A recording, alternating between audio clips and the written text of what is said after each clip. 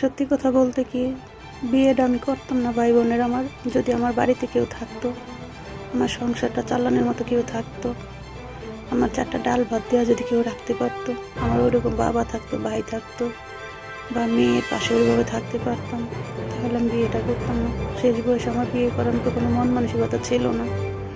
কিন্তু আমার দেশে যায় আমাকে কেউ যে রাখবো, কার কাছে থাকবো, যার যার মতো শেষে বোঝেন নাই, নিজের কেউ না থাকলে কেউ কিছু না। আমার যদি থাকে তাহলে আমার না থাকলে কেউ আমার না, ওইটা তো বোঝেনি। তার জন্য আমি বিপদে পড়ে বিয়েটা করছি, নিজে চলার জন্য, পেটের জন্য, 4টা ডাল ভাত সৎভাবে খাওয়ার জন্য। তা নাহলে আমি কখনো বিয়ে করতাম না। তো আমাকে সবাই মাফ করবেন, হয়তো ওনার সাথে মনে হয় আমার সংসারটা থাকবে না, আমার জীবনটা একাই যাইব। তো দোয়া করেন আমার জন্য, যাতে আমি সৎভাবে চইলা কাজ করে খাইতে পারি এখানে না। আসসালামু আলাইকুম। আমি কিছুক্ষণ আগে কয়টা ভয়েস সার্চ দিলাম, তো আমার হাজব্যান্ড বলছে সরি, এর জন্য আমি ভয়েসগুলো ডিলিট করে ফেলাইছি। আর আমার কিছু ভাই বোনেরা আমাকে খারাপ খারাপ কমেন্ট করেন। অবশ্য আমি কমেন্টগুলো পড়তে পারি না, আমার মোবাইলে আসে না। এতদিন আসছিল, এখন মোবাইলে কমেন্টগুলো আসতে পারে না, আসে না, আমি পড়তে পারি না তার জন্য। তা আমাকে অন্য মানুষ বলল, যারা ভাই বোনেরা আমাকে খারাপ কমেন্ট করেন, আমার একটা কথা শোনেন। দুবাই জানেন আপনারা, মেয়েরা অনেক খারাপ কাজ করে অনেক টাকা ইনকাম করতে পারে, এই জিনিসটা তো আপনারা জানেন। কিন্তু আমি এই দুবাই আসার পরে 2.5 বছর চলতেছে, আমি বলতে পারবো না হারাম একটা টাকা আমি খাইছি, উপরে আল্লাহ সাক্ষী। যদি আপনারা বলেন যে কোরআনে হাত রেখা বলতে, তাও বলতে পারুন। কারণ আমি একটা টাকা অসৎ পথ কামাই করে এই পর্যন্ত খাইনি। কেন খাইনি জানেন? আমি যখন ওমান ছিলাম, তখন আমার মেয়ে বলছে, আম্মু, মা বাবা যদি কোনো পাপ করে, সেই পাপ আইসা পোলাপানের উপরে পড়ে, ঠিক আছে? এর জন্য আমি কোনো পাপের কাজে যাইনি, কারোর সাথে কোনো খারাপ সম্পর্কে জড়াই নেই। তো আপনাদেরকে তো সবসময় বলি, আমি 16 বছর এমনি কাটায়া দিচ্ছি, কোনো বিয়ে করার ইচ্ছা ছিল না। হঠাৎ করে আমার মারা অসুস্থ, আমার মেয়েটা বলে, আম্মু তুমি একটা কিছু করে সেটেল হয়ে যাও, আমি টেনশন করি। মা বলে, মা তুমি একটা ভালো ছেলে পেলে বিয়ে করো। তো এই পর্যন্ত তো ভালো ছেলে, কে ভালো কে খারাপ বলতে পারি না। তো এখন আপাতত আমি যে দ্বিতীয় বিয়েটা করছি, আমার আগে একটা বিয়ে হয়েছিল, একটা মেয়ে আছে সেই ঘরে। আমার ওই হাজব্যান্ডটারে অন্য মেয়েরা নিয়ে গেছে কাইরা। এখন যার সাথে আমার বিয়ে হয়েছে, আমার এই হাজব্যান্ডের সাথে অন্য মেয়েরা সম্পর্ক করে, ওনারও নিয়ে যেতে চায় মেয়েরা, ঠিক আছে? যখন ওর সাথে আমার বিয়ে হয়েছে, উনি অনেক ভালো ছিল, অনেক ভালো আচরণ করতো।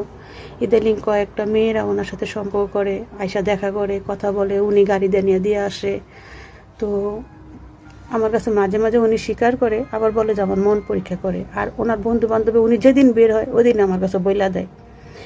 উনি যেদিন যেখানে যায় সব আমার কাছে ফোন করে ওর বন্ধু বান্ধব বইলা দেয়।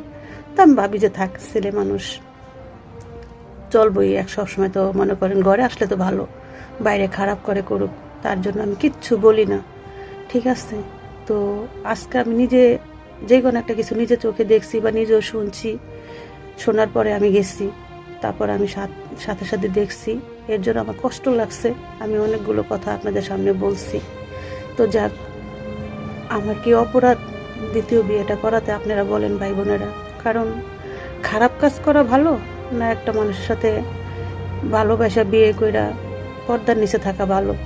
আপনারা বলবেন আমাকে কমেন্ট বক্সে, যে খারাপ কইরা কি উপার্জন করা ভালো, না পর্দাভাবে থাইকা সৎভাবে চলা ভালো?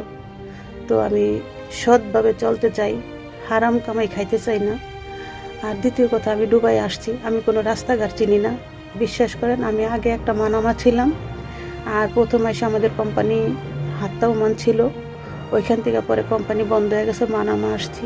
মানামা আসার পরে আমার ভিসা শেষ হয়ে গেছে, এক নামে ভিসা লাগে না, 4 মাসের পয়সা আমি দৌড়ায় ভাঙছি এই ভিসার পিছনে, ভিসা লাগানোর জন্য। কারণ আমার কাগজপত্র সব কিছু, বাংলাদেশের কাগজপত্রের সমস্যা, তার জন্য বাংলাদেশের কাগজের সাথে এদেশের কাগজ বনে না, পাসপোর্টে মিল হয় না, বয়সে মিল হয় না, আইডিএ মিল হয় না, জন্ম নিবন্ধনে মিল হয় না।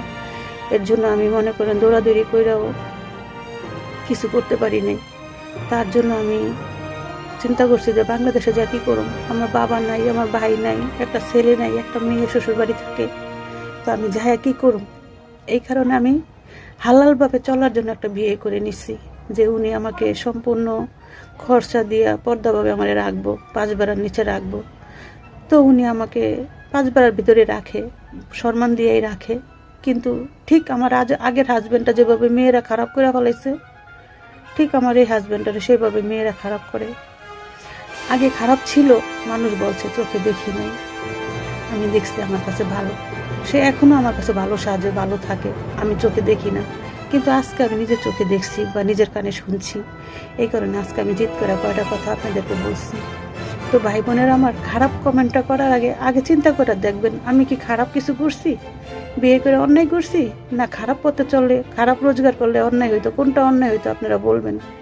কারণ যেহেতু আল্লাহ পাক আমার একটা সন্তান দিছে, আমি জানি আমি মরে গেলে টাকা পয়সা সব আমার সন্তানে খাইব, কিন্তু কবরে যেহেতু আমার জব দিতে হইব, এজন্য আমি হারামভাবে চলতে চাই না, হারাম কামে খাইতে চাই না, কারণ জবাবটা তো আমার দিতে হইব, ঠিক আছে? তো এর জন্য আমি বিয়েটা করছি। এখন আপনারাই বলেন আমি কি অপরাধ করছি? হ্যাঁ, হয়তো আল্লাহ পাক ভাগ্যে আমার সুখ রাখে নাই, সুখ জিনিসটা নাই, কারণ প্রথম হাজব্যান্ডের কাছেও সুখ পাইনি। সে আমাকে অনেক অত্যাচার করতো, টাকা পয়সা লেগে জ্বালাইতো, মেয়েদের সাথে বের হয়ে যেত, মেয়েরা বাড়ি থেকে এসে ডাইকে নিয়ে যেত। তো তখন অল্প বয়স ছিল, বুঝি নাই, স্বামীর ভালোবাসাটা বুঝি নাই। দেন স্বামী খারাপ পথে যাইতো, সেটার জন্য শাসন করি নাই, বুঝতে পারি নাই। যাই হোক, সব কিছু সহ্য করে মুখ বোঝা 16টা বছর ধরে, 17 বছরে পড়তে পরিশ্রম করে খাই, বিয়ে শাদীর ভিতরে যাই নাই।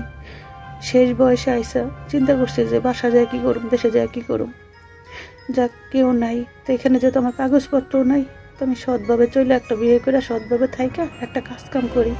তো আপনাদের দোয়ায় রাস্তাঘাট চিনি না, আল্লাহ পাক আমার একটা কাম মিলিয়ে দিছে, সিধা রাস্তা দিয়ে আই, সিধা রাস্তা দিয়ে যাই, এছাড়া আর কোনো বেলায় না আমি চলি না, ঠিক আছে? তারপরে আপনারা বলেন আমি খারাপ কাজ করি বা খারাপ পথে চলি, আপনারা আমাকে খারাপ কমেন্ট করেন, সব কিছু জবাব আপনারাও আল্লাহর কাছে দিবেন, আপনাদেরও মা বোন আছে, ঠিক আছে? তো খারাপ কমেন্ট করার আগে চিন্তা ভাবনা করবেন যে মানুষটাকে কেন আমি এই কমেন্টটা করি বা এই কথাটা লিখি, ঠিক আছে? যদি আপনারা কোনো ভালো মার সন্তান হয়ে থাকেন, তাহলে আপনারা একবার চিন্তা করবেন এই কথাগুলো, কাউকে খারাপ কিছু লেখার আগে চিন্তা ভাবনা করে লিখবেন, ঠিক আছে? আপনাদেরও মা আছে, বোন আছে, আর কিছু বললাম না। ভালো থাকবেন। আসসালামু আলাইকুম।